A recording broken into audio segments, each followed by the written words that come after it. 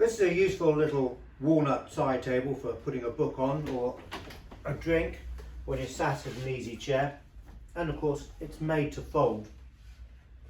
So you've got the legs set as 2 pairs on an X frame, and running through this central spindle here you have got a steel rod which allows it all to twist and hinge.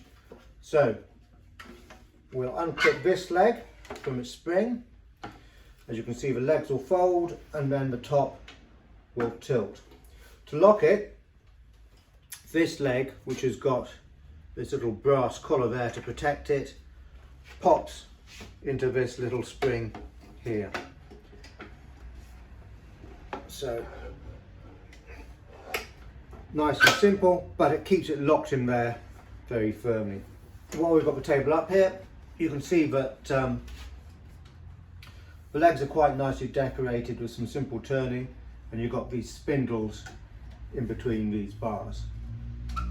But what is interesting about it is that the design has got a registration number, which we can see has been stamped to the underside of the top there, and that registration design was made in 1889.